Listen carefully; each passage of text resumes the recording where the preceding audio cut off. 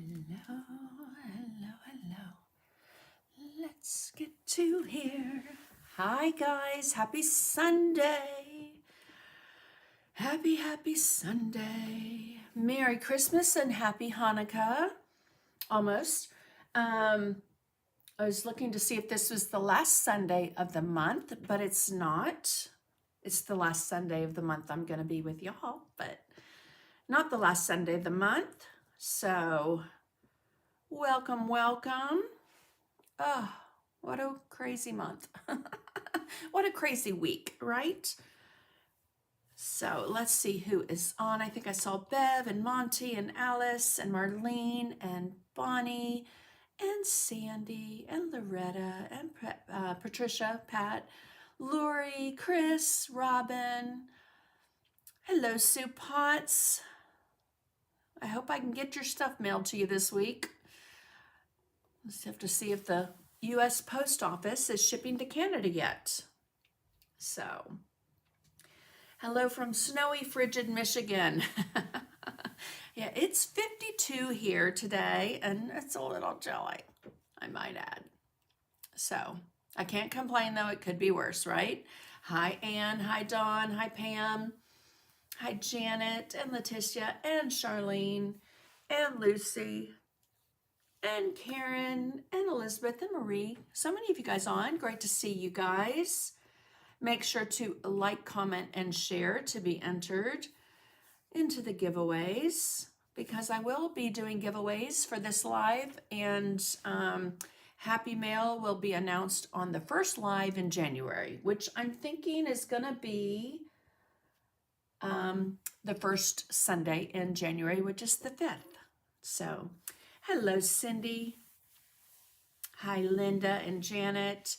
Yes, Merry Christmas, you guys. I actually have on, let me just say, I have on a sweater that is old enough to have shoulder pads in it.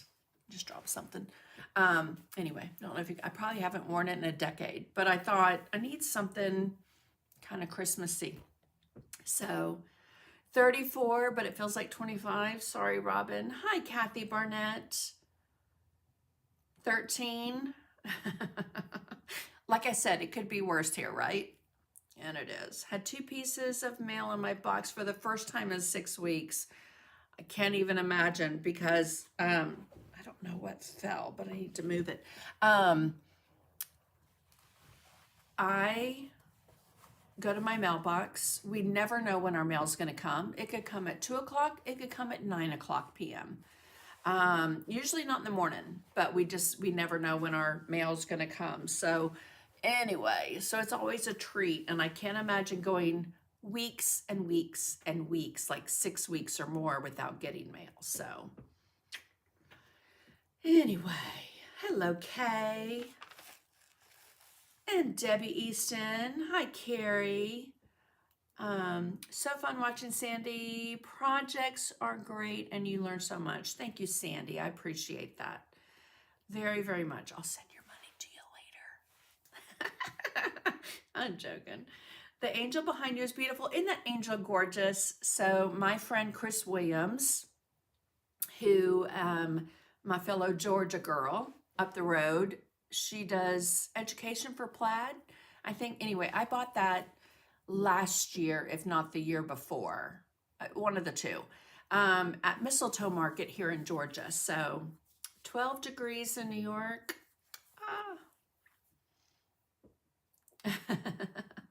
Yes, crazy, crazy. It's just too cold in many places for me. I mean, even here it's 52, and there's just such a chill in the air. I'm not a cold weather person. I am more of a 75 to 90 degree, or 95 even. That's kind of my weather.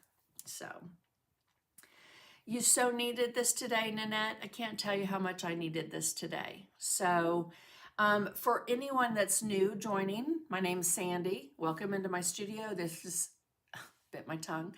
This is Sundays in the Studio with Sandy. I try and do at least 1, 2, maybe 3 lives a month. I think this is my 3rd live this month, which is unprecedented, just because of my schedule. So,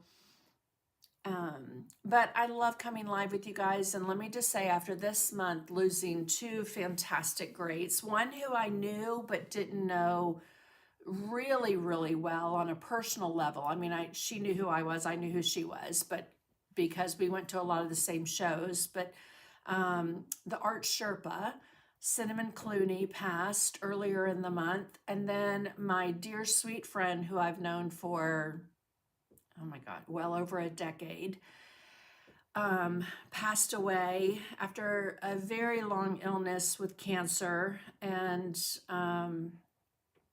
was hoping that the latest diagnosis would have been and given her a little more time. And sadly, this week I found out the day that she passed that it was not the 3 to 6 months they were hoping. So I really don't have a lot prepped today. I have some ideas in my mind of what I wanted to do, but I wanted to maybe just do this live and kind of do what I normally do when I need some refuge, some escape in, art, painting, creating, pencil art, whatever you do that's creative, that gives you that wellness and that peace of mind and that filling of the soul. And as creatives, I know you guys understand that. So today I'm just going to wing it and we'll see what happens. I'm a little nervous because oftentimes looking at a blank journal page with maybe some thoughts in my mind, I never know where it's going to go.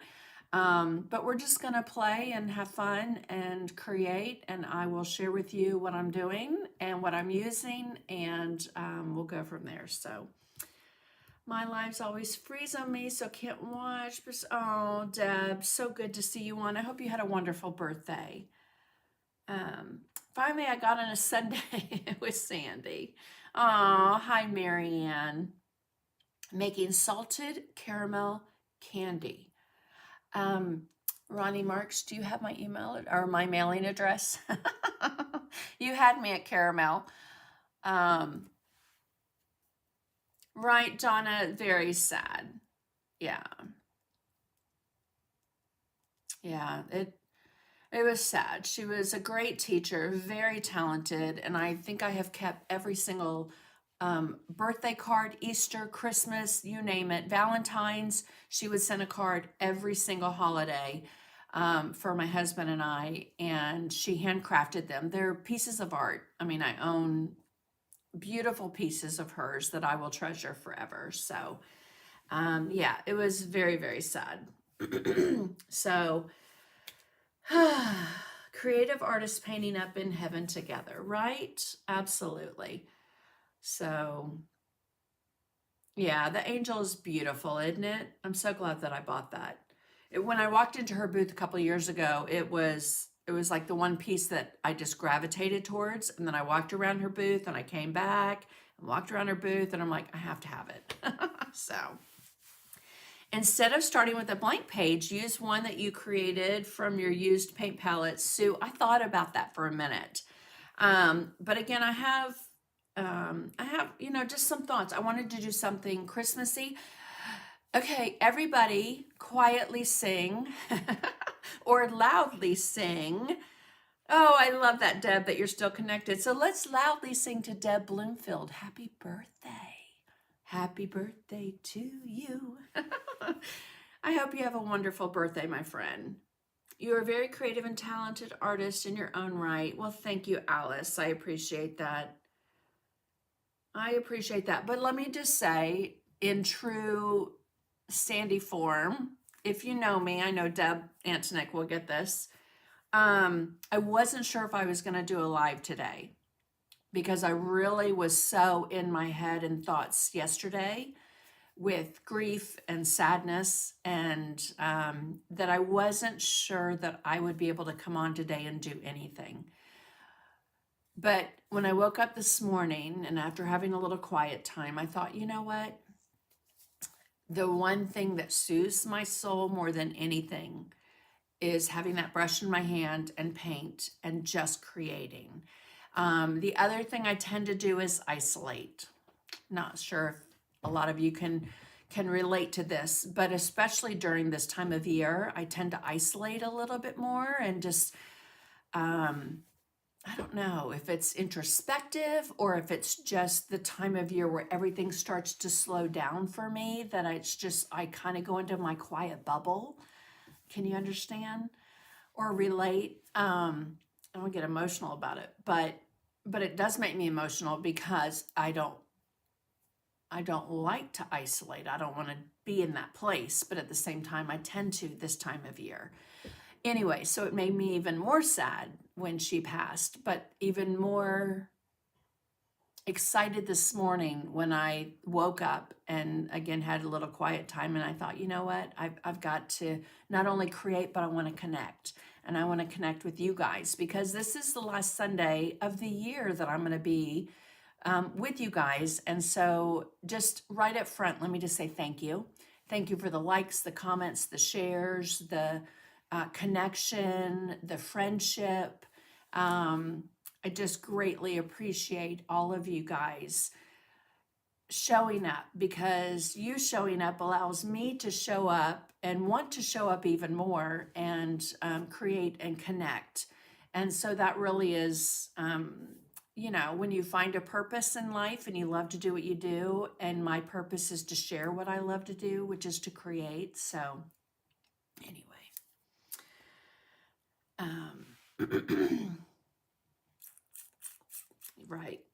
Right. I'm looking at a lot of you guys can totally understand. Yeah, and it is a great time to reflect at the end of the year of, you know, everything. But, you know, November, December are usually my slow months as far as not traveling. Or if I do, maybe it's more personal travel than anything. And so it's a great time to kind of slow down and reevaluate things, right? But at the same time, it can be a little, So I heard today on this live, this guy that I absolutely love on YouTube, and he said there are 4 things really that you can do every single new year. 4 choices, 4 decisions. Things you want to do more of, things you want to do less of. Things that you should say bye to, and things that you should say hello to. So I thought, wow, that's really profound. So I started making a list. And one of my favorite things to do when I create in the new year with my membership group, we always do a word of the year. So I'm still contemplating my word of the year. Do you guys do that? Leave it in the comments if you do. And if you do, what is your word of the year? I'm still trying to find that one word. Last year, my word was focus, and I felt like I did that maybe, if I'm being honest, maybe 65, 75% of the time, but not as much as I would have liked. So this year I'm looking for a word that really kind of encapsulates everything that I want 2025 to be. So anyway, thank you so much for your kindness. Okay, I can't read that because I'll cry. Anyway. Okay, so let's get started before I get emotional, because, you know, it's the end of the year. And Chris Avola, thank you so much for that. I appreciate it. Okay, so we had some giveaways. So I have, I didn't bring everything over because my desk right now is crazy busy because I wasn't sure what I was going to do. So I grabbed like Christmas colors, and I hope that I have the color I need. So, joy would be good. Joy, right? Yes. And I'm very joyful. I have a lot of joy in my life. So this year mine is breakthrough. Love that word. Next year I'm thinking of align and connect. That having this community is what we all need in tough times as well as in good times. Absolutely. Absolutely. And just being creative, guys. I mean, seriously, when you look at all the studies of just sadness or depression, or I mean, even somebody that is hyper ADHD, self-diagnosed, but doing something creative, whether it's cooking, color pencils, painting, calligraphy, quilling. I mean, all these other things that you can do, create sewing, like, you know, I can't do, but Chris Avola can do really well. You know, those things that give you an outlet, playing golf, playing a sport, being creative in that way. I mean, there's so many different things that you can do. So I'm going with think out of the box. Fantastic. Yeah, I just created a set of angels, my first official design in 3 years. Deb Antonik. Post a link of those if you've got a link. And if not, make sure you do post a link, okay, so that I can share that. Yeah. Starting a new Bible study on trust. Is that, are you doing Lisa Turkhurst? Anne, you have to let me know. Breathe. All right. That's a good one. Okay, so sorry, I digress. So giveaway one, Rosie Mazamuto, I think is how you pronounce that. So I'm thinking of focus this year. I've been overwhelmed and scattered the last few years. Yeah, you know, things since 2020 have seemed kind of like that, right? I would say that the last 4 years have seemed, since 2020, I mean, nothing political, I just, 2020, since then has seemed kind of chaotic and crazy and a little off the charts for many things, right? So, okay, second one, giveaway two, Loretta Bell. I have your info. So on the other one, where did I put that? Rosie, I do not have your information, so please message me your mailing address and I will get that happy mail off to you this week, but most likely it won't arrive till after Christmas, right? And then the last one was Robin McComb. Robin, send me your details where I can send your happy mail and I will get that off to you. Let me see. Oh, yes, I love her, Anne. I've done many of her studies. So she's been through a lot, hasn't she? Hello, Lori C. Okay, and then the first on YouTube to comment and the first on Facebook to comment. So let me back up for a second on my happy mail. You have until the next live, which is going to be the 5th of January, to let me know your mailing address and your info so I can get your happy mail to you. If I don't hear from you by the next live, which is January 5th, your happy mail goes back into my stash of giveaways, okay? So, but on YouTube and on Facebook, the very first people that commented on the live, message me and let me know your preference, what free e-packet you want on my website, all right? So over on YouTube, Beverly Cecilski, who sent me the most gorgeous quilled snowflake ornament. And then on Facebook, Alice Weintraub. I know I'm going to say that wrong, but anyway, y'all ladies, message me and let me know what Eve packet you want on my website. And thank you for sprinkling. Thank you, Pat. So yes, you can like, comment, share. That's sprinkling if you're not familiar with that. But okay, let's talk about a couple things real quick. So early next year, I'm doing a Zoom class there at the bottom. You'll see I'm doing a Zoom class with the Yankee Artists Guild out of Massachusetts. And we're doing one of my favorite designs, which is Summer Blooms. And then in Newport News, Virginia, I'm doing these painted pumpkins that have stands and dimensional elements. So the leaves are all dimensional. And then I'm doing Christmas tree stands, and those have dimensional snowflakes along with, you know, some glitter and fun. Anyway, so there's the contact information for those ladies. And you said the last name perfectly. Oh, you're so welcome, Alice. Just message me and let me know what free e-packet you want. Debbie Antonick, you inspire me and so many around the world. I hope you know that. Okay, so I'm going to move my keyboard out of the way and come right here. Actually, let me come right back up here real quick because, like I said, I just grabbed a bunch of different things. I wasn't sure what I was going to do with my live today. Hello, Carol Gansey. Let's see. I knew I didn't cash in on the prize. That's okay. I don't feel right taking free things. Well, unless it's $1 million. Lucy, you still need to message me. I know you haven't, but you need to. So, I love to show you guys what my membership group and I have worked on. I've started getting early registration forms. Awesome. So yeah, the one in Newport News is actually in person, but you can also do it on Zoom if you want to.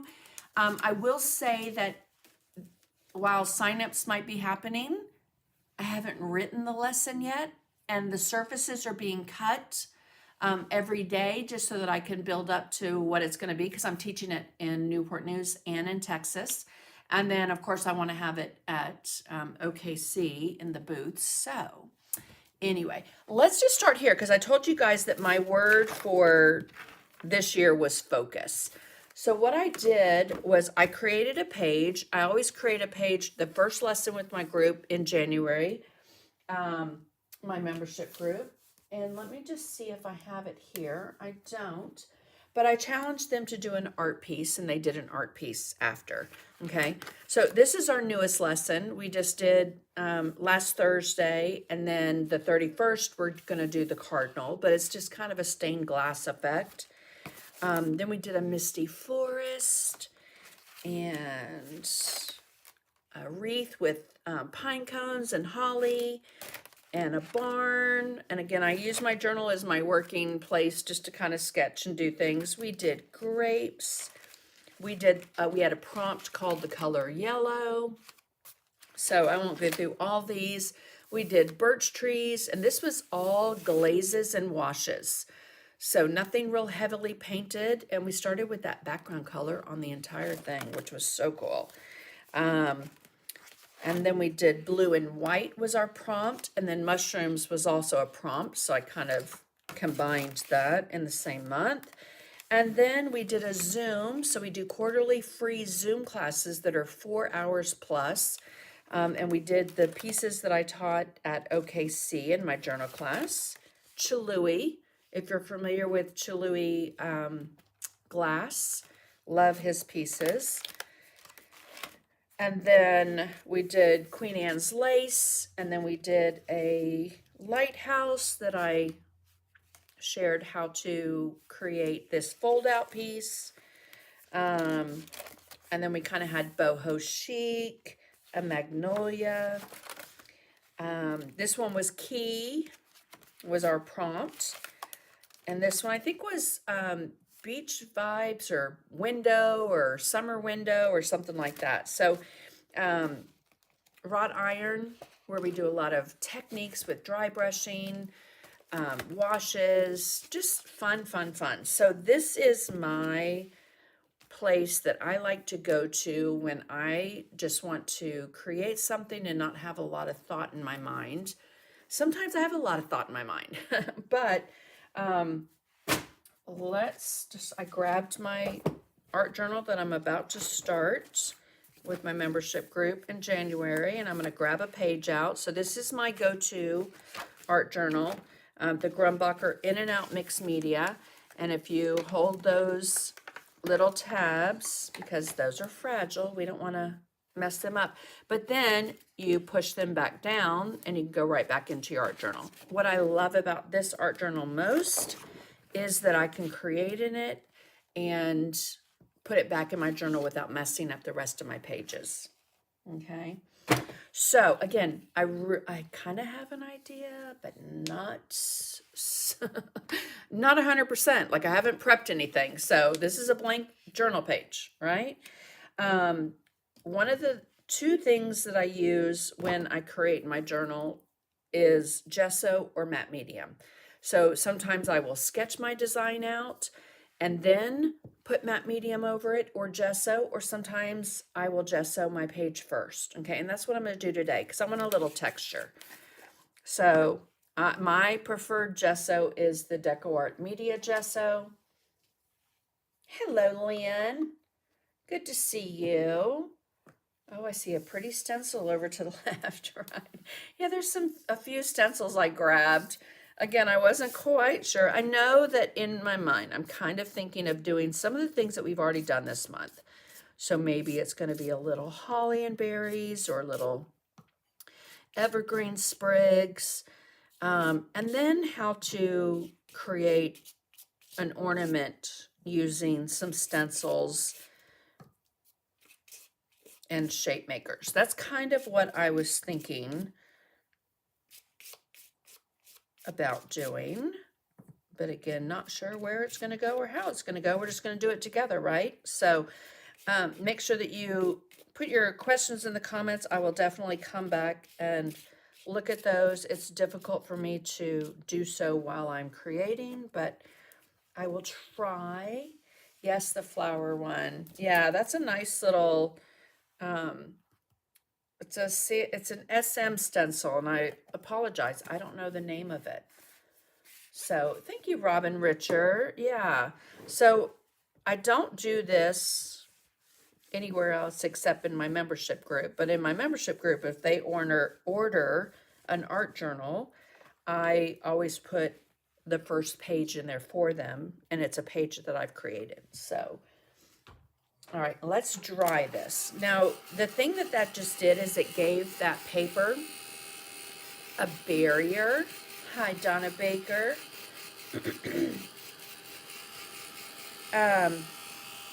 But let's see if I can turn it. Let's see, like right there. Okay, so you can see where the gesso didn't go on some of the page, and that paint's going to show up differently, and I love that. Actually, I'm going to give you a little glimpse into how I lay out a design as well.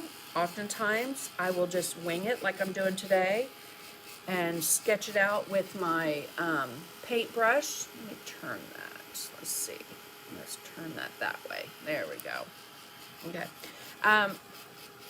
Sometimes I'll use a pencil. Sometimes, I'll do on vellum my entire design and then transfer it onto my piece. It varies and it differs for what I do. However, in my journal, I like to just play. So I joined during the pandemic and Sandy saved my sanity. I have made 2,500 plus masks, and then the need ended. I was floating until I found Sandy. I love painting in my journal. Oh, thank you, Chris. I appreciate that.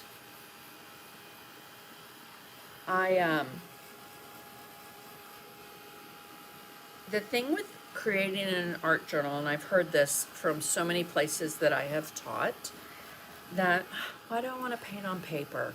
I want to paint that design on a different surface. Well, I just flip through my journal, right, guys?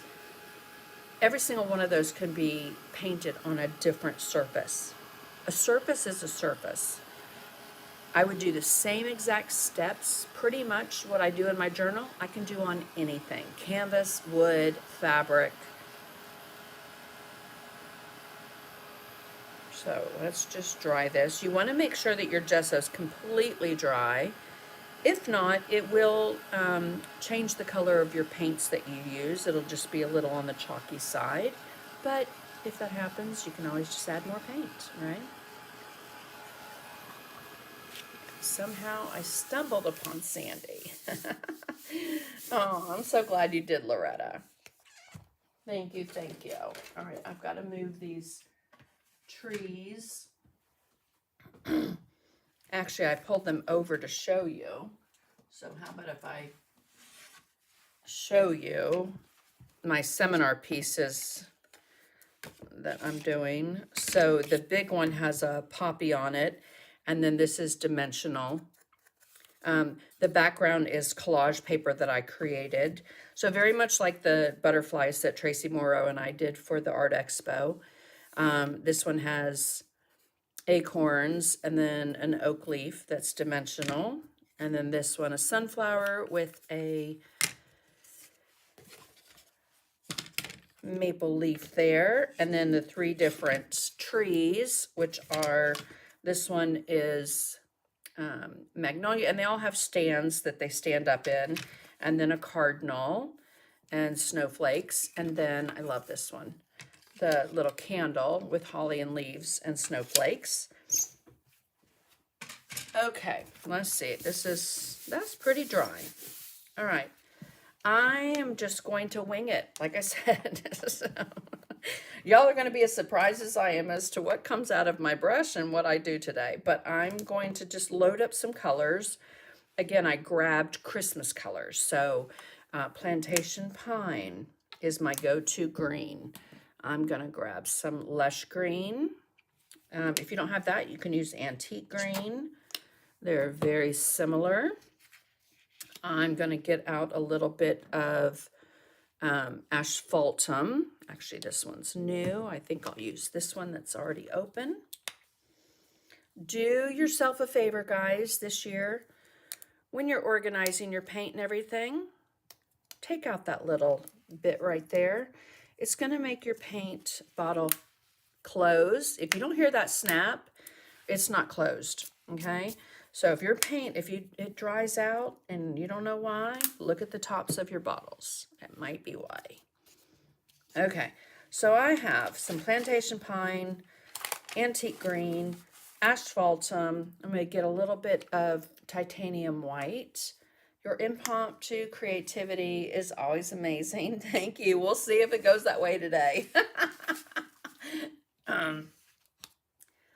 For consideration, but we couldn't choose. Right, I'm so glad that you guys chose both of them. And then funny enough, when I submitted those to, will we be able to order these without the seminar? So not for a while. The one in March that I'm doing with Newport News is Zoom and in person. And then the one I'm doing in April is in person. And then after that, I will have it available probably. Hello, Denise. So yeah, so the surfaces and everything will be available after those 2 seminars. Okay, let's get a little bit of a mister bottle. So it just has water in it. I'm just going to kind of spritz it lightly. And let's see, I want to get out a little bit of dark blue. So Prussian blue. I don't know why, it's just kind of what popped into my head. So I'm going to just put a little bit of Prussian blue, a little bit of plantation pine. Again, not sure exactly where this is going, just going to wing it and let's see what happens. Okay, and then I will get a paper towel first. Let's get a paper towel.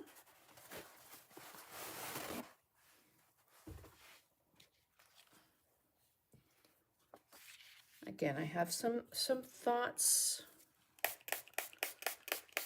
but we're going to let this give us a little bit of a background for what I kind of have in my mind, which isn't much.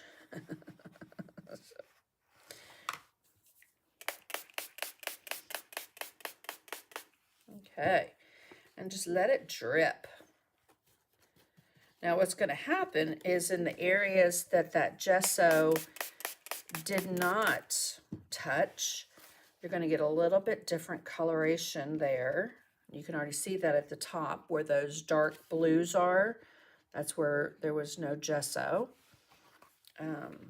So I'm liking that. I'm going to leave it. I'm going to take a dry paper towel and just kind of tap off a little bit here and there. Okay, but this is what I love right there, that little detail that you get from the stutter of the gesso on the background. Sue Potts, thank you so very much. So yes, on YouTube, if you hit that little $sign on Facebook, if you hit the stars, all that money goes to World Central Kitchen. I will have an update on our first live that we do in January with how much we were able to send them. So I greatly appreciate y'all's donations for that. World Central Kitchen does amazing work throughout the world, feeding the very, very desperately in need of food and nourishment in places around the world. So white space used to like worry me, but can't you already see something like this? I mean, like just Christmas greenery going on up here. I can already kind of see it. Hello, Eileen. I was thinking about that, Loretta, with the stained glass, but I'm going to leave that with the membership group. I love our cardinal, and then I want to do the nutcracker that I shared with you guys. And like Chris mentioned, maybe do that in July, Christmas in July.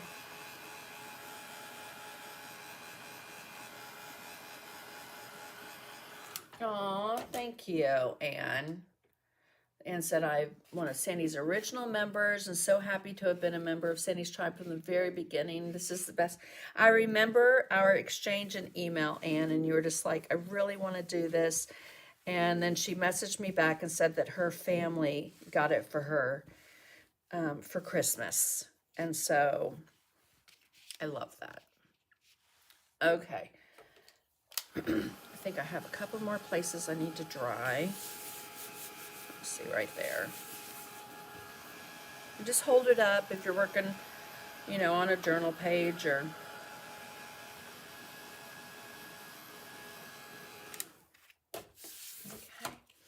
okay. Now, one thing I tend to do when I'm unsure of what I'm going to create is I will grab something like a raw sienna or transparent yellow iron oxide, which I love. I especially loved doing this with oils. And so basically what I'm thinking about doing is I loaded up my brush with a little bit of that transparent yellow iron oxide, and I'm just going to give myself a little bit of placement.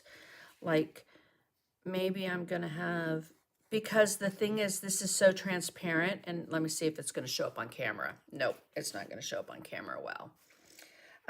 Is that I can come in and do little sketches with my brush. So I just have a couple holly leaves on there, as you can see. And that will give me a little bit of placement. And if things end there, great. If not, it'll just be a little bit of yellow in the background, a little bit of glow. But I was kind of thinking about, I loved the whole blue and white that I did this year. And I was thinking about just doing blue and white ornaments and showing you how easy you can create some beautiful ornaments using just a few stencils. So I think that's kind of where this is going to go.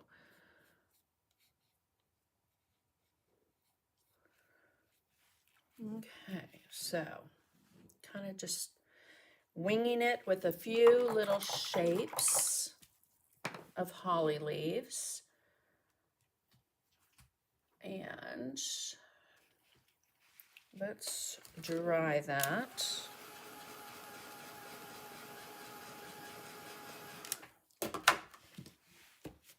Okay, and then I'm going to take that same, just a number 8 flat with some antique green.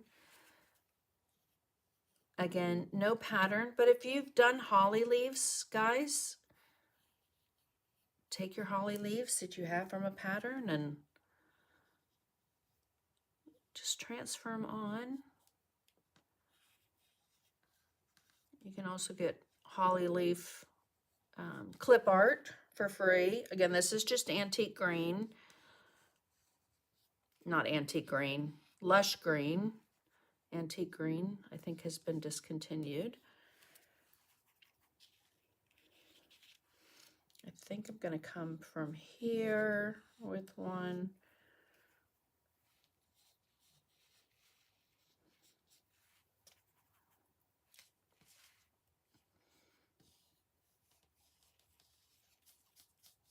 But this is the one thing that I started years ago when I just needed to, you know, decompress and de-stress and get out of my, teacher mode or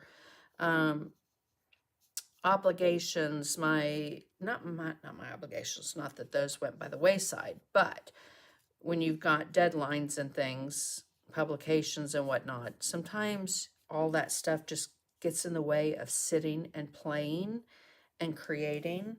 So giving yourself that space and that time to be able to come here and play and create and when I mean here, I mean in your journal. And if you don't want to paint on paper, then just grab a wood surface. I'm sure that there is something in your stash somewhere that you could easily use. All right. So we've just got the shape. Does YouTube take any of the money? So yes, sadly, YouTube and Facebook do take a portion of the money. I've had several of you guys send me checks, which are greatly appreciated. Those have all been included in the fund. All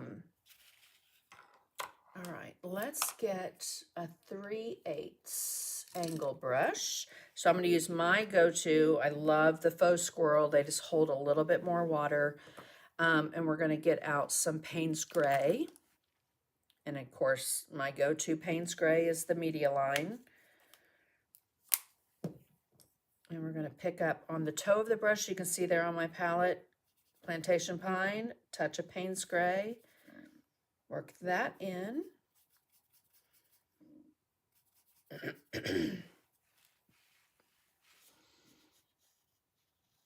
And then if my light source, let's just say, is coming from like 2 o'clock, just to give us a little bit of placement of where our darks are going to go and where our lights are going to go. So I'm going to do the dark side of this leaf and the base of that leaf.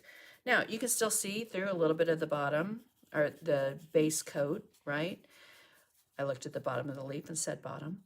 However, by the time we get color on there and a little dry brushing and a little wash, we will have colored and covered those leaves a little more.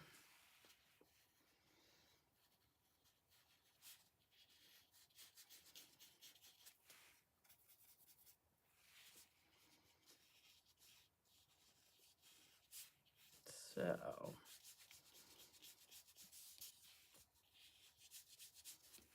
okay. A little bit of Payne's Gray mixed in.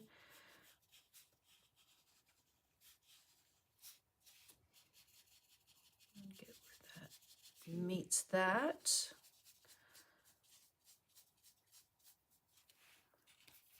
Okay, sometimes you just have to turn your piece. You can lay that color in. There we go. And you could use a mop if you want to. I'm not going to use a mop just yet.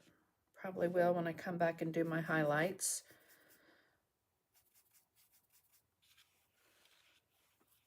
The faux squirrel is amazing, right? It holds so much more water. I remember this year, I remember it, but I can't remember where it was. I think it might have been in Chattanooga when someone said, please share with me and show me your #1 angle brush. And I love my black gold, but my black silver, or my faux squirrel, excuse me, holds so much more water that that's what I gravitate towards. Hello, Judy Thacker. Glad you're here.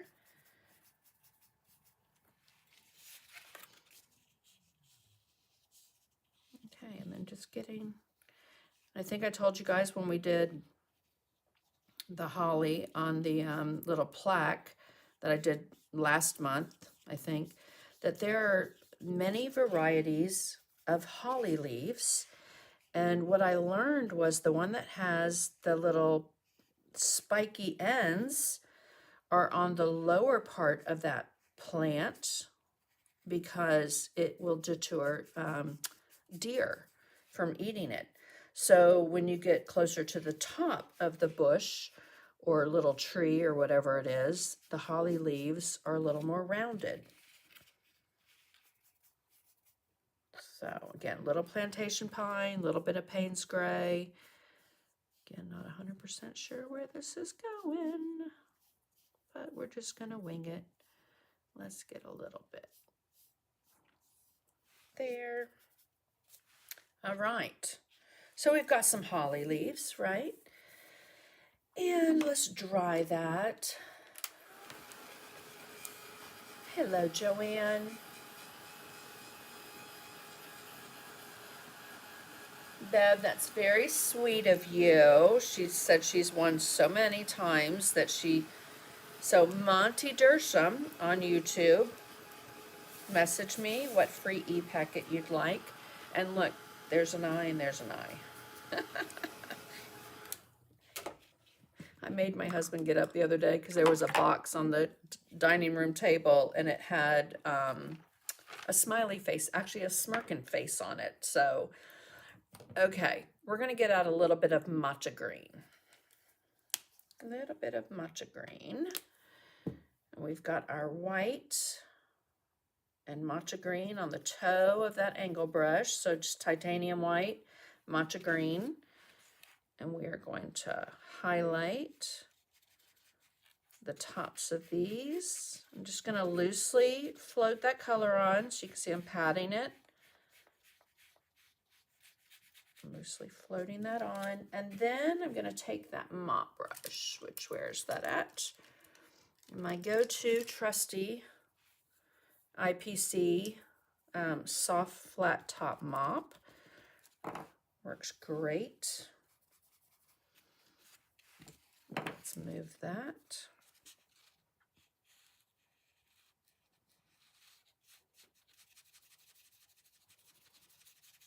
And if you have a hard time drawing holly leaves, let me show you a trick.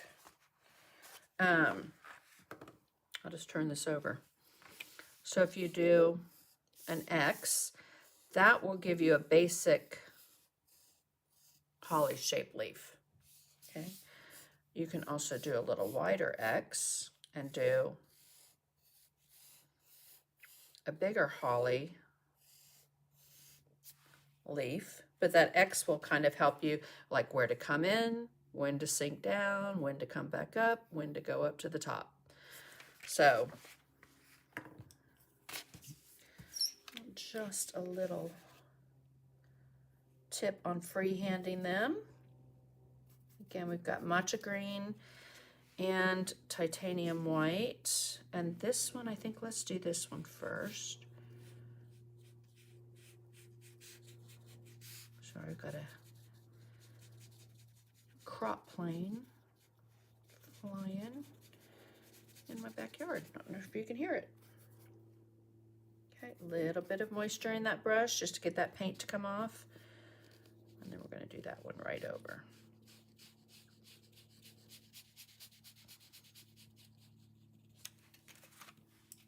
Okay. Matcha green, titanium white. And don't worry if there's too much white in it, because with the wash, it is going to tone that down and make it really pretty. Okay, and just because the light's over on that side doesn't mean that it can't bounce over to there.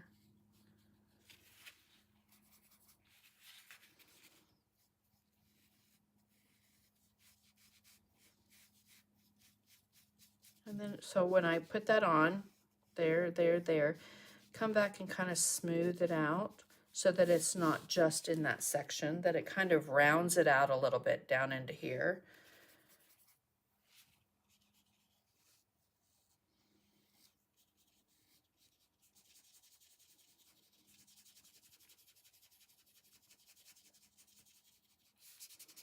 And don't be afraid to use those best 10 blenders that you've got attached to the end of your arm.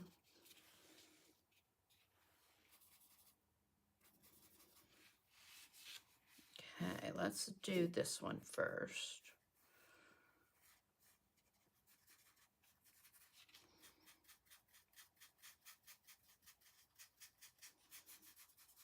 Soften that look.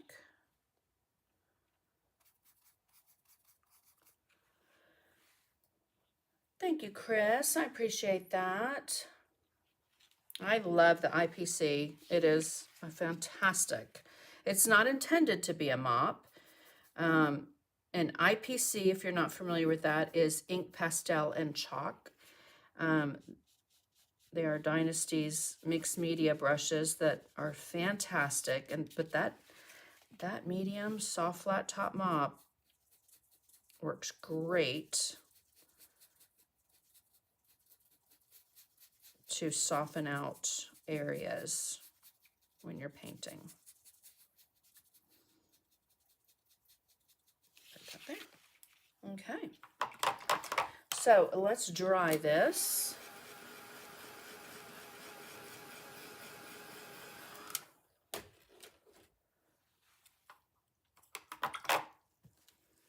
Okay, I'm going to come back with that plantation pine and a little bit of Payne's gray on the toe of my angle brush, same brush, and the toe that has dark, the heel has nothing. The toe has dark, so I'm going to float that on, and the toe is going to face the dark side of the leaf. Okay, so over here we'll do the dark side of that leaf. Dark side of the leaf. Okay, plantation pine, a little bit of Payne's gray.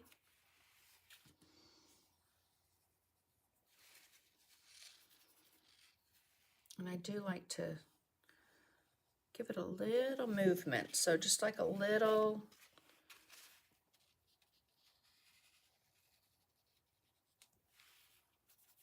shape to that leaf with your center vein. You can always come back, and I'm just going to soften that just a little bit by coming right back over it. Or again, you can use that mop.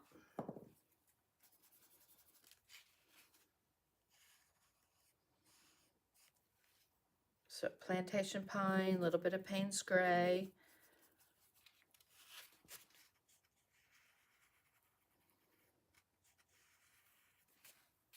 Okay, so we've got our center vein on. I can see that here I got a little bit washed out.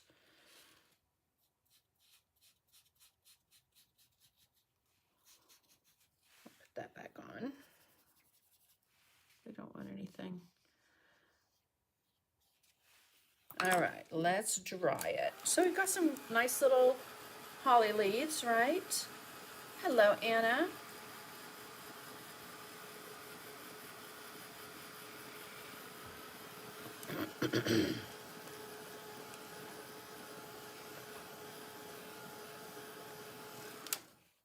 Okay, let's get out a medium mezzaluna,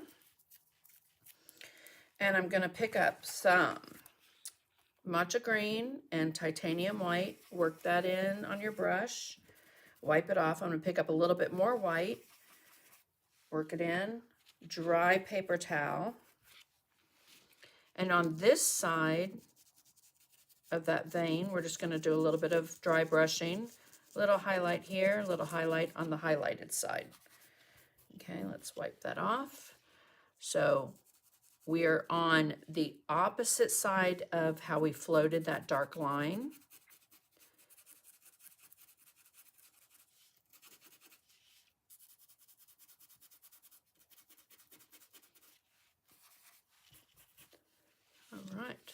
gonna do a little bit over here, a little highlight, a little highlight. And I'm doing soft circular little motions. Okay, nothing like back and forth, just soft little circular motions. I think sometimes if you do a line, it looks like a line. So this just gives you a little, it gives you the line, but it makes it soft. Okay, it's not real harsh.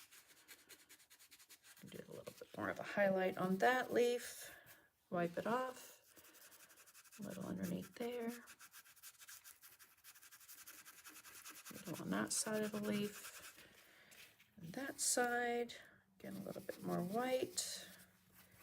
Wipe it off. And I always worry, like, oh, just, is it going to be light enough? Is this, but between your dry brushing and your highlights and washes, it all comes together.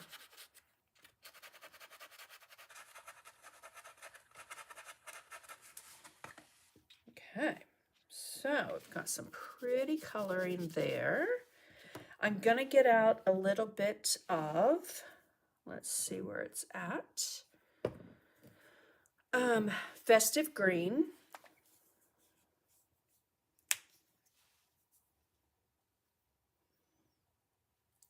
Thanks, Ronnie, for being here. Have fun making that candy. Okay, so I got out a little bit of festive green. I'm gonna get out a little bit of thermal green. Again, there's no project sheet or anything for this because I'm just winging it. And also a little bit of crystal blue, or I think I might use instead my favorite media, the cobalt teal hue. I think I wanted a little bit more on the aqua turquoisey side, and that color is gorgeous. So we're going to use that. But I'm going to go back to my number 8 flat. And it's wet. And I'm going to pick up the festive green, tap it off on my paper towel, and I'm just going to go right over. Now what's going to happen is that lighter side is going to pick up that color, and then I'll bring a little bit over on the other side. So on the lighter side, or highlighted side of our leaf, and then a little bit on the other. Again, I like the color combination. I like the variation of greens that you see when you do this type technique of a wash versus, you know, heavy paint. And then where we dry brushed is where that festive green is really going to hit and pick up on the dark side of the leaf. Okay, but I'm starting on the light side and then adding a little bit to the dark side.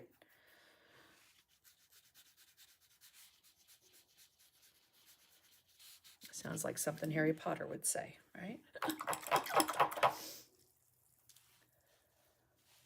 All right, let's dry that.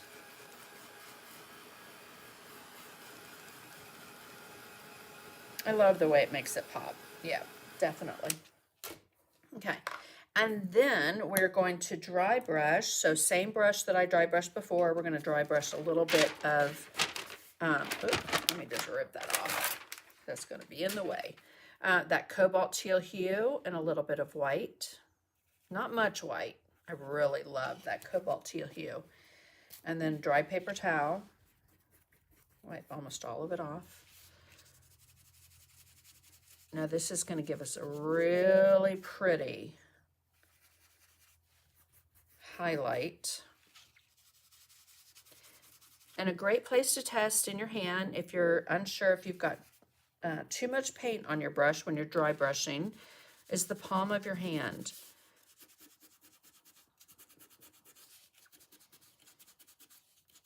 And it's one thing that when at the very end, when I'm done painting something, I'll look at and go, does that need a little something? And oftentimes it needs just a little bit of a dry brush or just a little bit of a wash. So before you go, you know, putting a piece up against the wall or throwing it in the trash, which hopefully you're not going to do, try one of those two things first. Dry brushing and a wash. As one thing when I started painting in an art journal was that I made myself a promise that I would not throw anything away, because if I don't like it, gesso can cover it and fix it. And again, I'm just doing little circular motions. Gesso covers a lot. It's a great tool to have in your painting toolbox. Okay, I keep dropping my paper towel. Okay. Now, don't use washes much. Amazing how the holly leaves come to life, right? Okay, so now I'm going to take that same number 8 brush and I'm going to dip into some, and I've got water in my brush, into the thermal green neon. Now this is a transparent color. Loaded it up, swiped it off across my paper towel because I don't want too much. I'm going to do the highlighted side, but then I am going to come back when I don't have as much paint on my brush. I'm going to do that other side. So see how that just kind of picks up. Oop, started on the dark side. Let's rub that in. But it gives it a kick of color. And then a little bounce of color on the other side where you get a little highlight.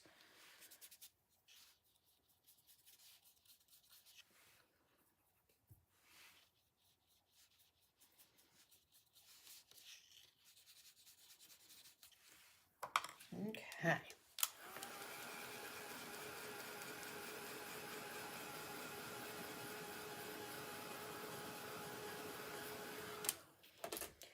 Now, let's go to, I was thinking about using like some collage paper and some stamps and stuff, but I think I'm just going to stick with paint and stencils. Ooh, get my brush out of the way. So I'm going to go to my circle maker that Tracy Morrow and I have. Let's see, I think I'll use this one to do some berries, because as you can see, that's what I did on my stained glass cardinal with my group. And I'm going to use some country red.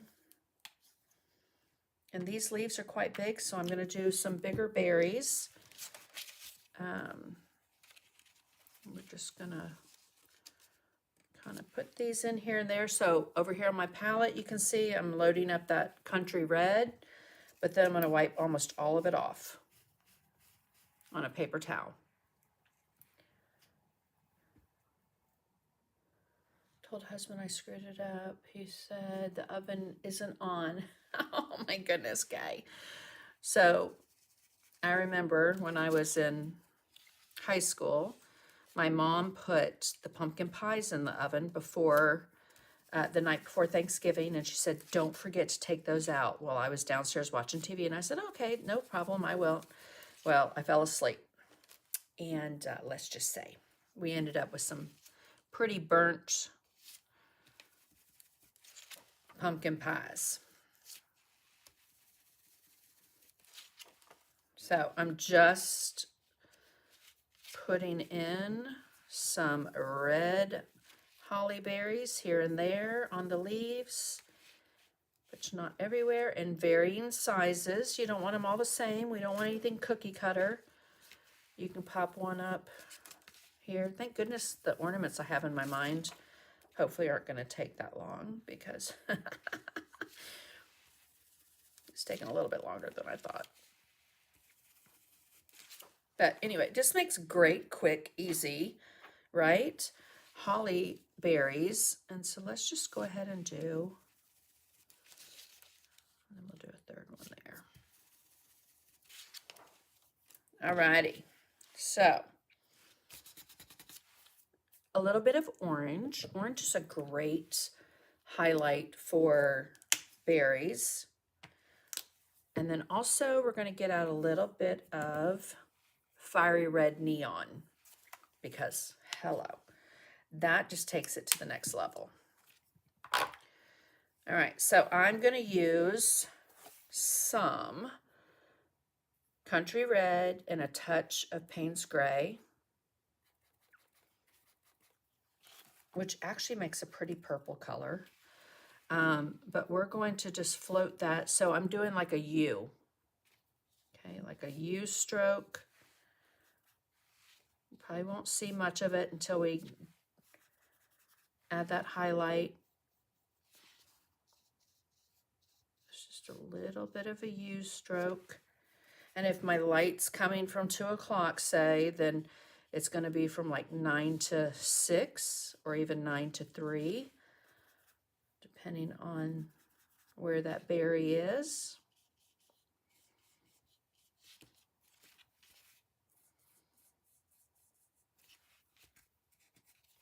Outside.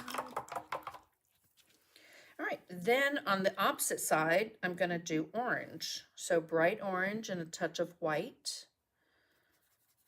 And work that in. I'm going to give you kind of an orange sherbet color. And then I just swipe across my paper towel. Okay, now I have a 3/8 angle. I'm going to switch to a 1/4 inch angle because the majority of my berries are too small for that 3/8 angle.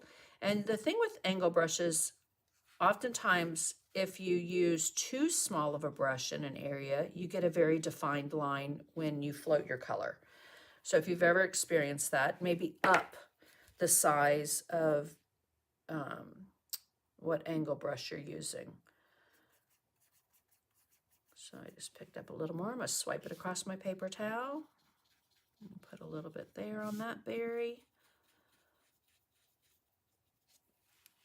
There on that berry. Again, touch it with your finger. Don't worry if it's too bright or white right now.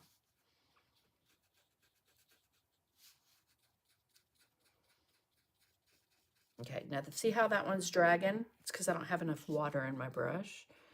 So you have to have a little bit of water to get that to move. Oops, wrong side of my brush, Sandy.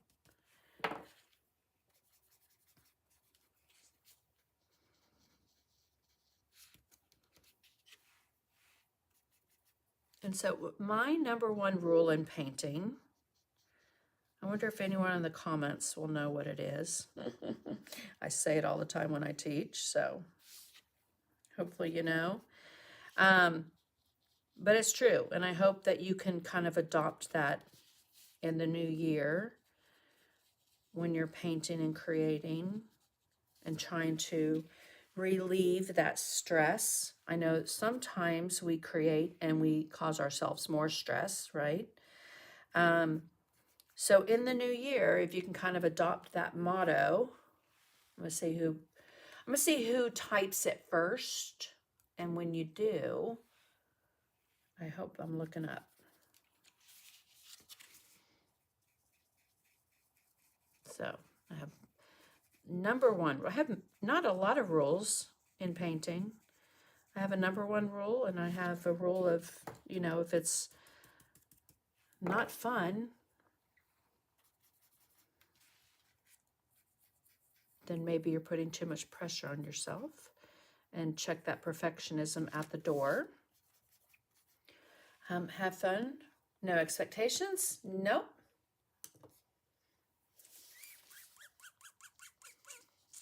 My #1 rule in painting.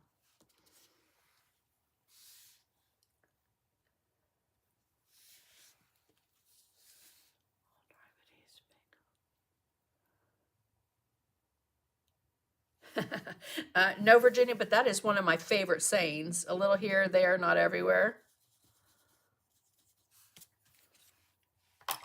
Okay, so we've got some orange there, right, with a little bit of white.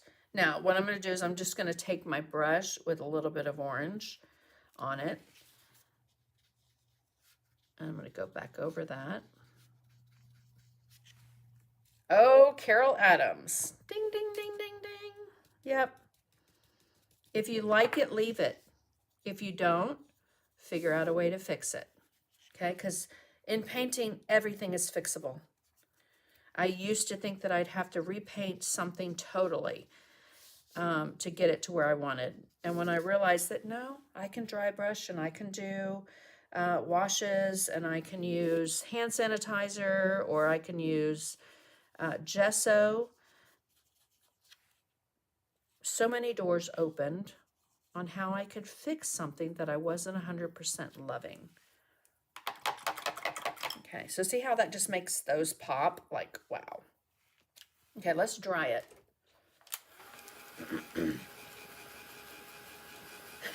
That's another one of mine too, Dixie. Yes, instead of staying in one place, if something's aggravating you and you stay there, guess what's going to happen? You're going to, you Channel Gibbs, you have lots of rules. I don't have any rules. If you stay in the one area that is frustrating and aggravating you, guess what's going to happen? It's just going to frustrate and aggravate you. Okay, so what I'm going to do now is I'll just go back to that 3/8 angle with a little touch of that fiery red. And we're going to float that along that highlighted side of the berry. It is a transparent color, so let me just get up there. Oh, it just adds such a zing of color. I love it.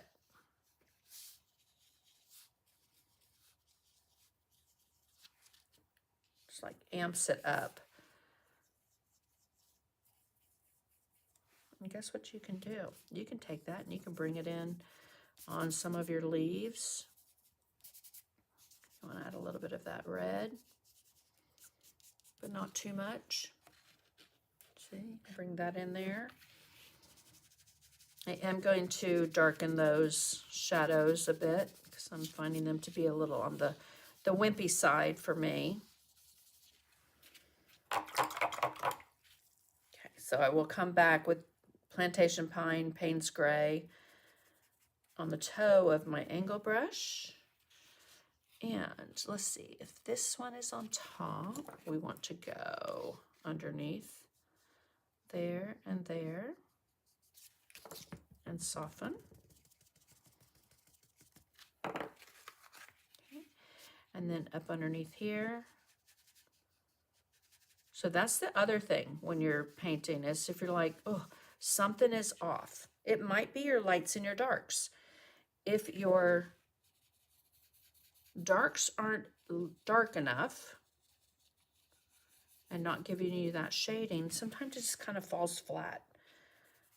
So evaluate your lights and your darks, and sometimes adjusting one will adjust both. So we're going to do a little float of color under that berry, and I'm going to do some cast shadows under those, but let's just get in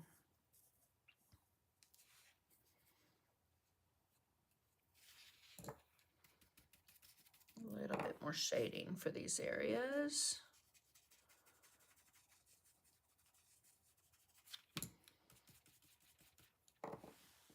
Okay. And then let's get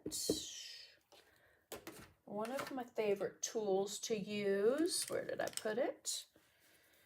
My trusty Posca pen. So I carry these now, just the fine tip one.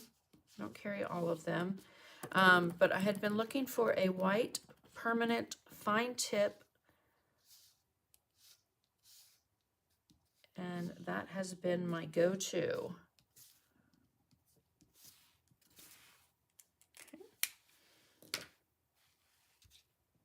And then under those, let's see if this works. It does.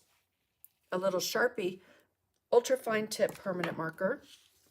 You can use paint, but I just do like a little U up underneath that white dot.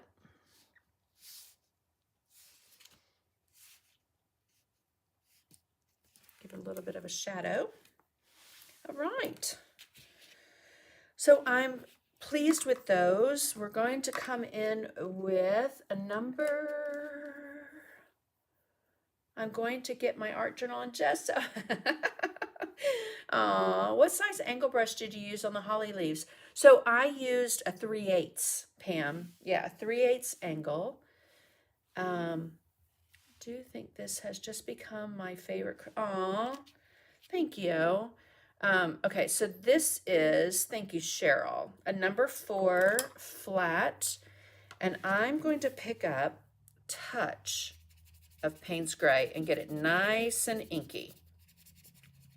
Okay. When I first started my membership group, I winged it.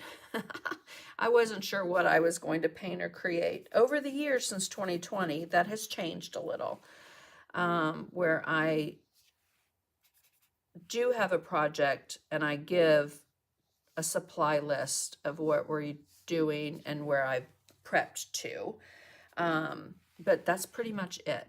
Okay, so up underneath these holly leaves, I'm gonna put a little bit of a cast shadow. And that Payne's Gray in the media line, oops, a little too dark. The Payne's Gray in the media line is ideal for shadows because it is transparent. So you're gonna get a much prettier, even going over like there, right on that leaf. It's just gonna give you a really pretty cast shadow. So if you don't have any other color in that line, I highly recommend. Now, what I love to do here is just take it a little away from the leaf. Okay.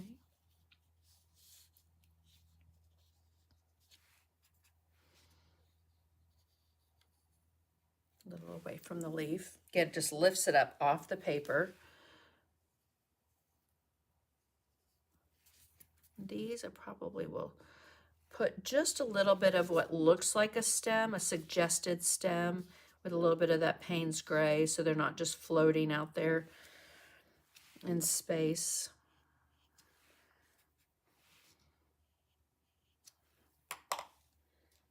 All right, let's dry that.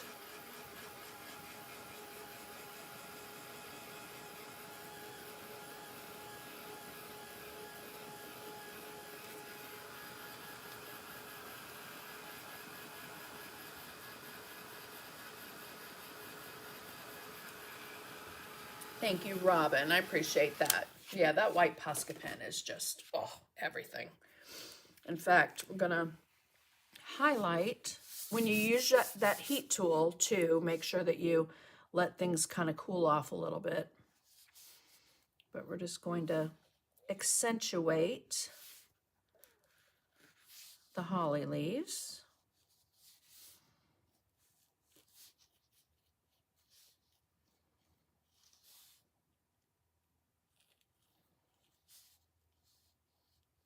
And then I'm going to go on the opposite side of that center vein.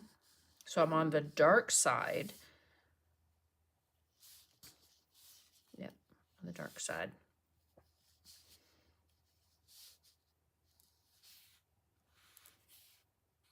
So do a little highlight. All right. So many layers. Yes, I often will say, "Aw, thank you, Nelda. Merry Christmas to you." That I'm sure there, you might be able to get a little bit of the look without so many layers. However, I've not found that. So, okay, let's come in. I'm going to move my palette out of the way just a wee bit. And what color ornaments do we want to do? Green, blue. I'm thinking blue and white because I did blue and white with my membership group. But I don't know. I don't know if I just want to do one color or if I want to do many colors. You guys let me know in the comments. Oh, I'm thinking I just am going to do, and I'm going to use a circle maker, circle shape. Purple. Maybe purple and red, purple and blue, maybe one of each. I don't know.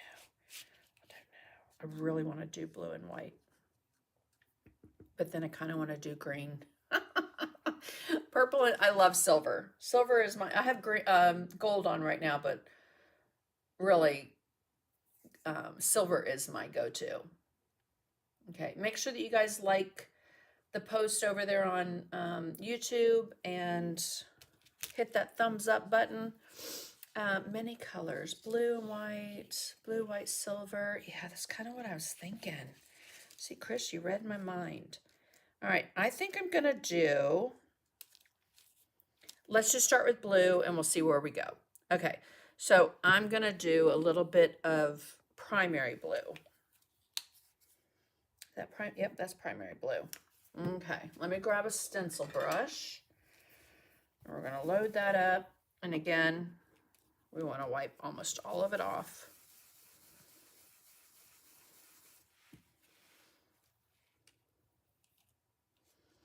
Let me think. I'm gonna do 1, 2, 3. Let's start there. Okay, so I'm gonna just go right around the circle, along the edge of that circle. And then I will go a little in the middle. And what I like about that look is, you know, a lot of ornaments are see-through, right? They're not that, sometimes they're iridescent, not totally full on. Okay, I think I'm just gonna stick with one color. That's kind of what I'm thinking. Aw, that is a pretty name, isn't it? Nelda.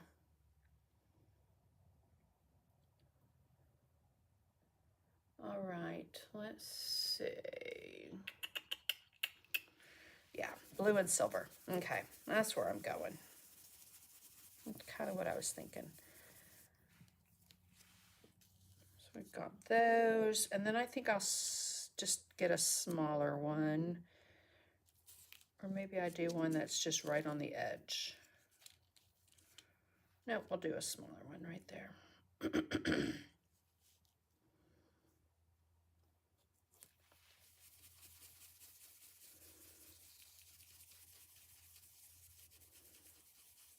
All right, so we've got our 3 blue ornaments there. However, we want to take those to the next level. So I'm going to lay this back down. On the same brush, I'm going to pick up some of the Prussian blue and wipe it off. And remember, our light's coming from about 2 o'clock. So I will lay a little bit of that Prussian blue in. It got right where I don't have any gesso, so it got real dark there, which, oh, I love. Remember my rule, if you love it, leave it. If you don't, figure out a way to fix it. And my fix for that would be to gesso over it. So I'm going to put a little, and doing soft circular motions, counterclockwise, clockwise, just so I don't end up with a harsh line. And I can come in and soften that with my finger. But look how dimensional those already are, right? Using a circle shape maker. This one's from Michael's. You can get them on Amazon, other places. Okay, I'm loving that. But I want to add a little bit of design to those. So I'm going to lay that there. And that pretty stencil that I grabbed, I think I'm going to put that there. And so we're going to layer stencil over stencil, and I'm going to pick up some of that Prussian blue. I'm going to lay it in place. Let's make sure I'm on my ornament there. Okay. And a little in the center, and then we'll go out. I hope this looks good. Yes. All right, so I've got a little design there. And then I have these are from the Moreau McTier. We have stencils, if you're not familiar with that, M Square, Moreau McTier. And so these are from the M2-3 mini set. I think I like these 2 swirls. So let's do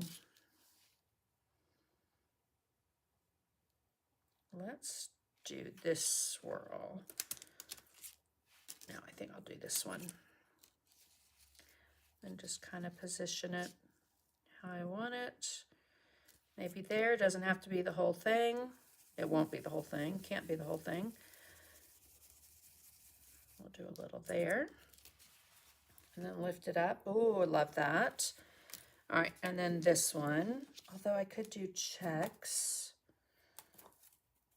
Could do that swirl, checks, or herringbone. I want to do herringbone. Everything else has movement. Let's do this. Okay, so we're going to lay that there. Lay that in place. I haven't reloaded my brush, as you've seen, right? Oh yeah, love, love, love. Okay. So, hello, Aline Wilcox, glad you're here. All right, now what I could do, and let me just, I think I might just do it with this one and we'll see, is I can line this back up. Oh, I don't know if I want to do that. I don't know if I want to cover it. Humor me. And let's see what one looks like, because I'm a tester. That's probably one of my #1 things in creating is if I think, I wonder if that will work, I have a hard time not seeing if that works. So I have a little bit of white. Hold on, I gotta wipe that off. I'll line this up. And then I'm going to shift it. The thing is, if I don't like it, I can wipe it off quickly because it's just a dusting of color. But I have to say I like that. It's dimensional. It adds a little touch, little shadow, right? I don't know if I'm going to do it on all of them. I think it needs it on that one, though. What do you guys think? I think it needs it on this one just because the dark got real dark. And so we're going to set that up, but then we're going to shift it to the right because my light's coming from here, so my shadow would be a little more to the left.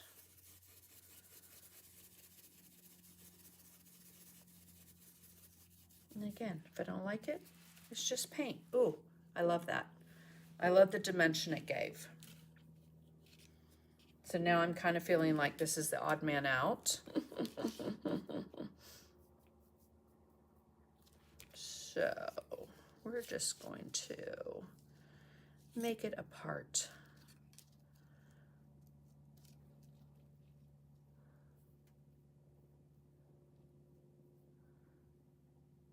And we'll shift it, a little bit of white, wipe it off. But you want that circle stencil down as well so that it doesn't go outside the lines of your ornament, right? Oh yeah, oh yeah, yeah. Okay, I'm happy with that.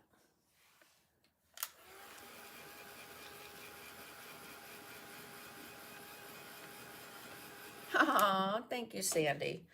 Okay, let's get a 1/2" angle. Do I want a 1/2" angle or a 3? I'll do a 1/2". Okay, so I have my 1/2" angle, faux squirrel. I'm going to get it wet, pick up a little bit of Prussian blue. You can see there on my palette. And I want to do a little shading on the left side. So from about 12 to 6.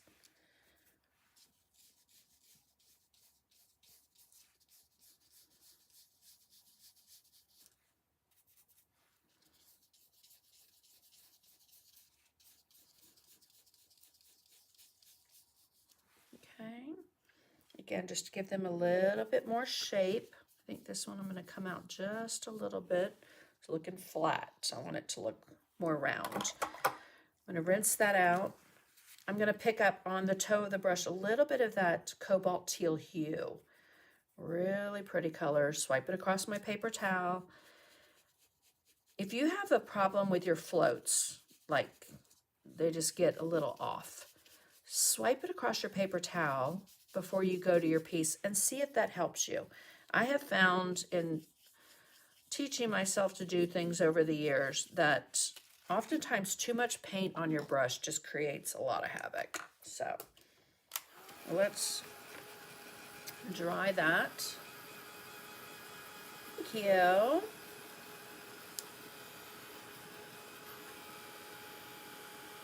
Thank you, Anna. Thank you, Kay Reynolds. You have a wonderful evening, my friend, and I will see you on the 31st on the group lesson. Okay. Now, let's come back to that number 4 flat. You could, let me just show you, you could come in with the ornament that you did, and you can come in like this. Let me just show you another way to lay in your cast shadows if you wanted to. You could take a stencil brush with a tiny touch of Payne's Gray, like the tiniest touch.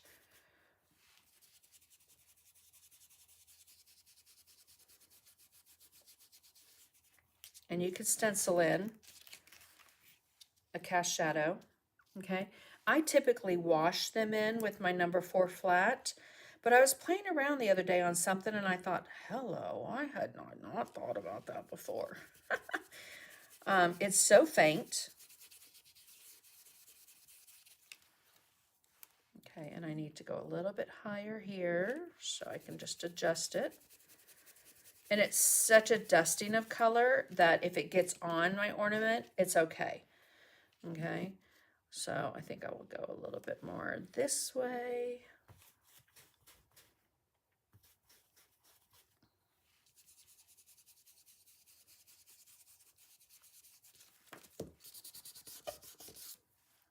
Okay. Now let's start thinking about how we're going to hang these. So I have a pen, but that scares me. It always scares me and then I just do it. But let's come in with some little toppers. So we're just going to do a little topper at the top. Straight line, backwards parentheses. Okay.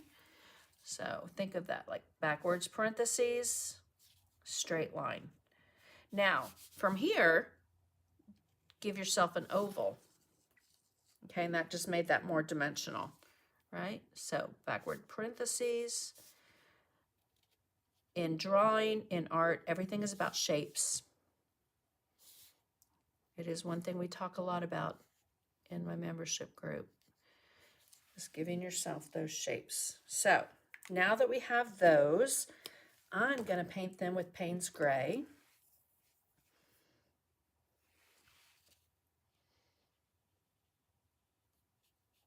I could use black, but black is harsh.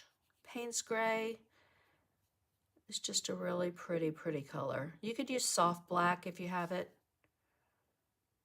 I would do that before I used lamp black.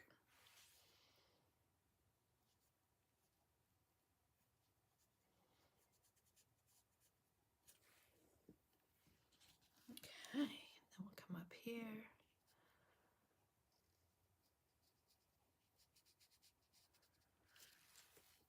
And then from there, let's take, do I want a stylus or do I just want to, I'll just take my little 1/4 inch angle brush, dip the handle into Payne's Gray, but I think I'll tap it twice on my piece before I come here. And I'll do the ends first. Tap, tap.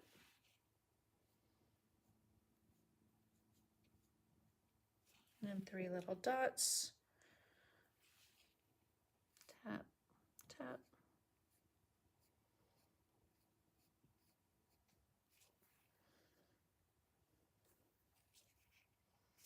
We'll just get those little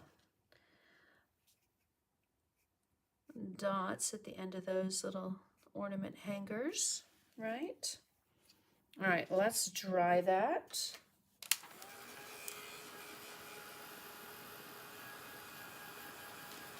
Oh, thank you, Barbara. Thanks, Bonnie.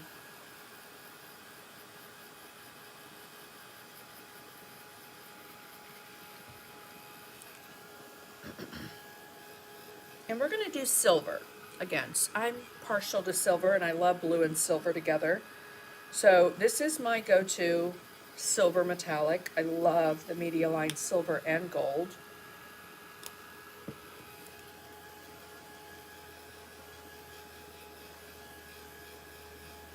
But we want to, let's let those dry. I think still have a little bit. And I'm gonna come in with I think I'm gonna use, what is this? A 4. I think I'm gonna use a 4 flat. And I'm gonna come into that country red, very wet brush. And I wanna do a little bit of red organza. So very inky to make it nice and thin. I'm just gonna test it here. Need a little bit more water. Okay, before we do that, I need loops.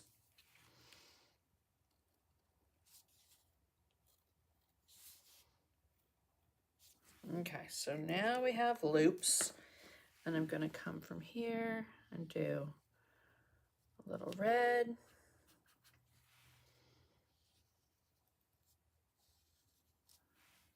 A little up there. Oops, what did I get into? Oh, I got into a dot. I knew I was gonna do that. Those little dots are pesky things till they're 100% dry. That's why I switched gears, but I'm gonna come in here, do a little red.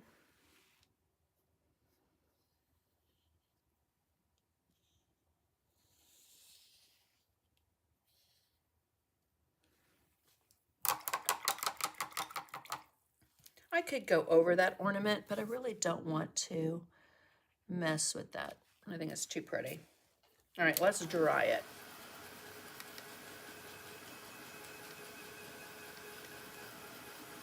Hello, Betty.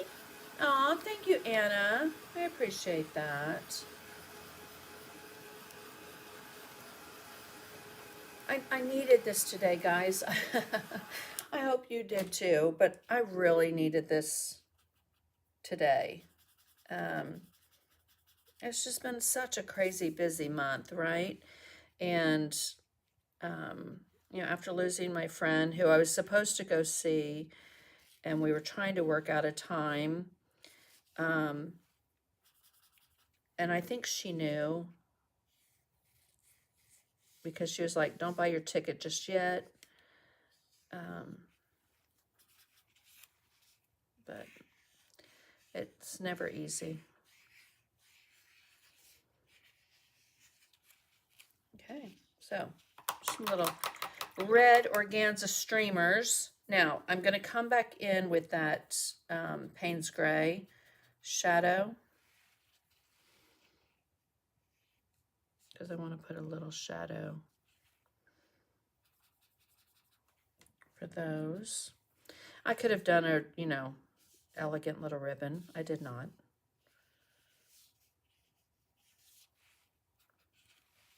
Just a loopy loop.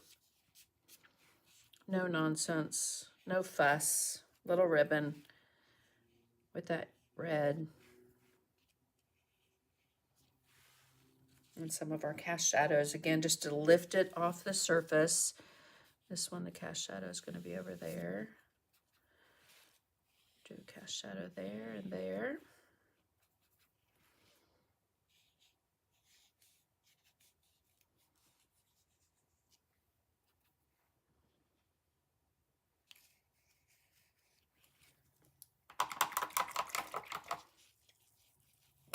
Okay.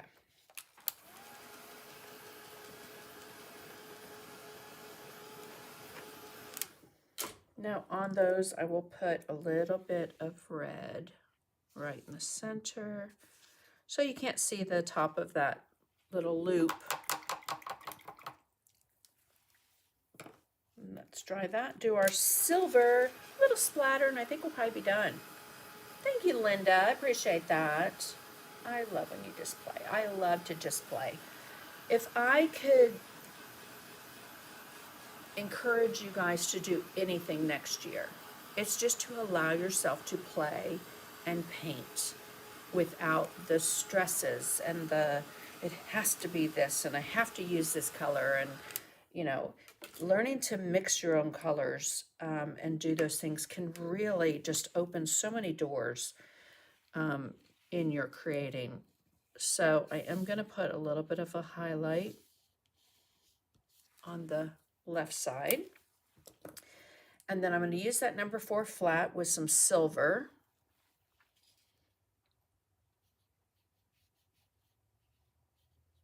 And I'm just going to paint in and then randomly just dot those dots there. So you still see some of the black. See that? And the silver. You can do that.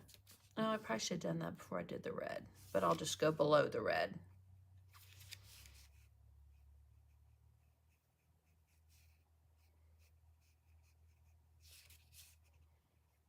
You can use the handle of the brush to give you those little dots of silver as well.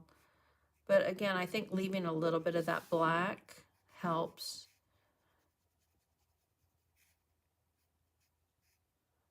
Give it a little shape.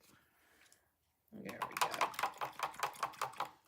Okay, and then one last little thing before maybe a little splatter is to come back with the red. So we did organza ribbon, but we do I have too thick of a brush? I might have too thick of a brush. Oftentimes on the organza ribbon, you get a little bit of that outline. All right, I'm just going to soften that with my finger. That will make those a little more pronounced.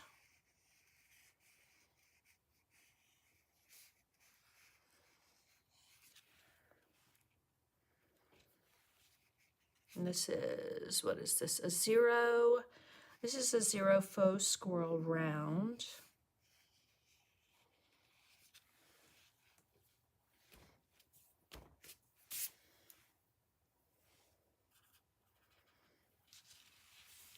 So I don't know, what do you guys think?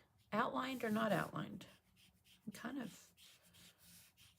liking it not, but then again, I kind of like it outlined, just loosely. Thoughts, thoughts, thoughts. Let me know.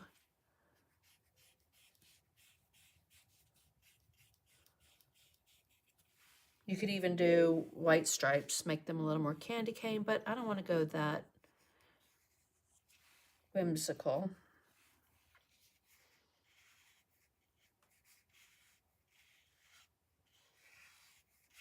One of my favorite pieces. Oh, do I have it? I do, right here. Let me show you.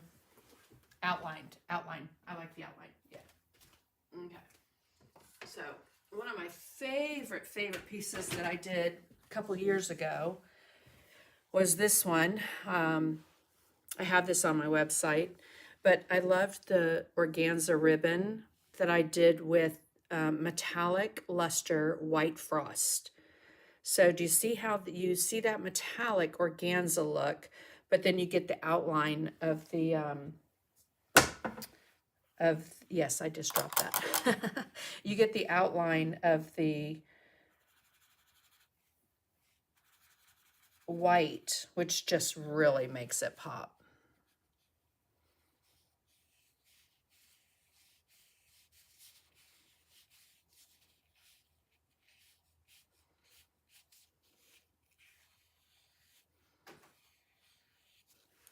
Okay. I think we will just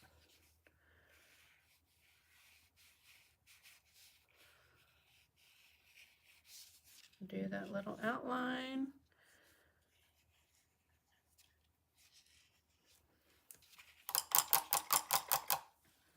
Alrighty, let's dry it.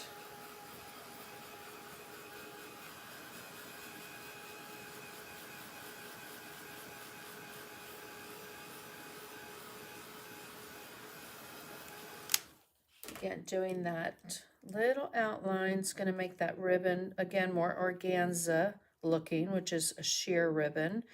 But I want to pick up a little bit of red, country red, and a little touch of Payne's gray. And on that knot, I just want to put a little bit of a shading. Okay. And then you could always come in and do, you know, we can always come in and do a lot, right? But if you wanted to, you could put some of the fiery red, which will tie into those berries. Not here, or here and there, not everywhere, I should say. Okay, just to give it a little bit different look. Same thing with a little bit of white. And give it a little bit of a highlight here and there, but not everywhere, especially on the other side of that knot that we did dark. Put a little bit of a highlight.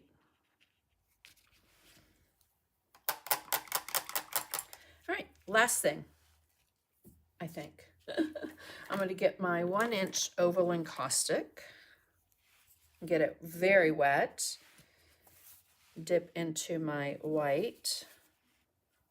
Lots of water in there to make it nice and inky. And then I'm going to take it and flick some of that splatter here and there, especially up here on the leaves and the berries.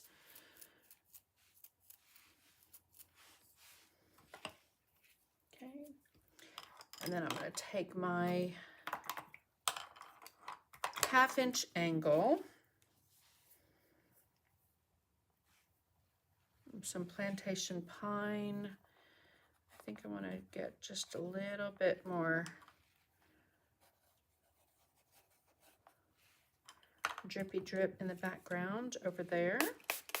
Just a little on the white side for me, so.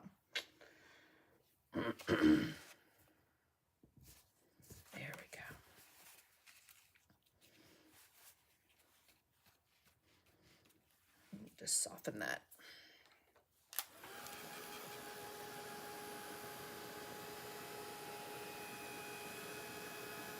One last little touch with the splatter.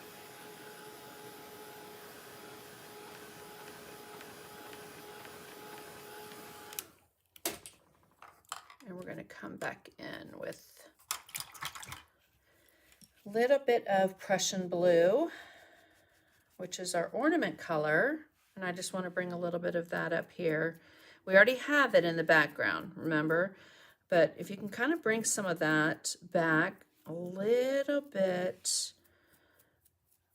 more into the forefront, you get a really pretty connection between those ornaments and our background and those dots. And whatever you don't want, you take away. And that dot right there is really aggravating me. So let me show you a fix for that. A little bit of gesso. Little bit of gesso on the palette knife. And you can kind of come in and add a little bit more there. Oh, not on the ornament. I don't mind it in the background.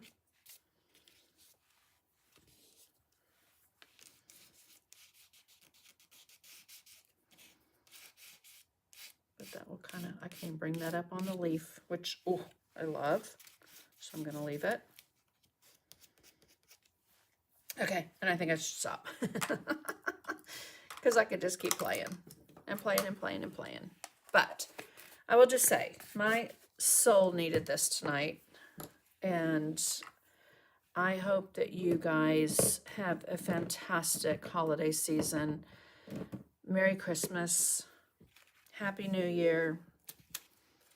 If you have been in a slump and haven't been able to create or paint lately, I challenge you to just get out some kind of surface, whether it's paper, a wood piece, maybe a piece that you've not liked, and you want to revamp it. Start there, because that momentum is going to get you going.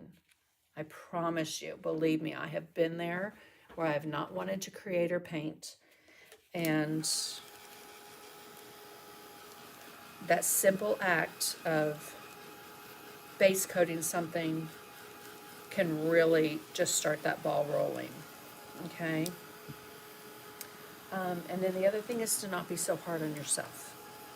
So we are all involved in so many different things, and we can get overwhelmed with it. So art is supposed to be relaxing, reinvigorating, refreshing our soul.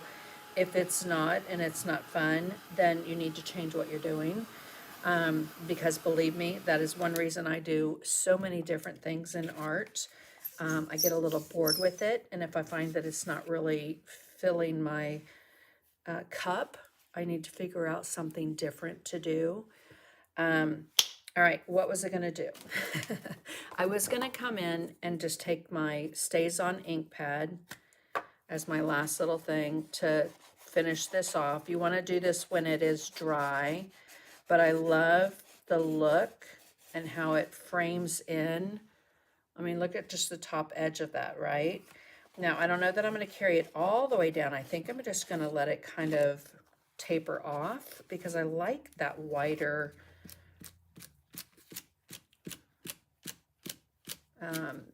bottom there to that page. So I think I'm going to leave it there. All right, and call it done. Oh, goodness me. All righty, so let's just see. What do I have here? Oh, just on my website, a lot of things on sale. And there's a discount code if you did not know that, because I know many of you don't use it. But it's all capitals, ART, at checkout. And unless you're in my membership group, you get a better discount. So make sure that you use that when you check out. And then let me just look up here and see. There's so many comments. I won't be able to comment on all of them, but thank you guys so very much. As always, Lorna, it's always my goal. I love it. I mean, just quick, easy stencils for the most part, right? And paint. So yes, Merry Christmas, Happy New Year. This is how I love to see my hands every day. A little bit of paint on them. And guess what? Same thing. If you're like, I'm going to go base coat this piece, get your fingers into that paint, because believe me, it does something for you. Unless you're a neat freak and you don't like paint on your fingers, which I've never been one of those. But again, it will kind of get that momentum going. So, alrighty, guys. Greatly, greatly appreciate you. I'm going to leave you with that. Again, if you want to give the gift of painting, my membership group has 200 plus recorded lessons, 3 to 5 lessons, 3 to 4 lessons, I should say, monthly, quarterly private Zoom classes, tons of techniques, guest artist lesson, all the things. So, thank you so very much again for all your likes, your comments, your sharing, your supporting, all the money for World Central Kitchen. Thank you so very much for those donations throughout the year. I will let you guys know beginning next year what we were able to send them. And I say we because I couldn't do it without you. So I greatly appreciate y'all. And then don't forget my seminars coming up next month in Newport News, Virginia. That is both online and in person, so Zoom and in person. I'm teaching the same 2 projects in Sherman, Texas, and then doing a Zoom class with the Yankee Artists Guild in Massachusetts in January. I look forward to seeing and painting with you guys in the new year. So much, and I will on the very first live, if not before, post the giveaway Happy Mail winners for this live. So thank you guys so much, and get those brushes out. Do something creative. Paint. Enjoy. Share it. Give it.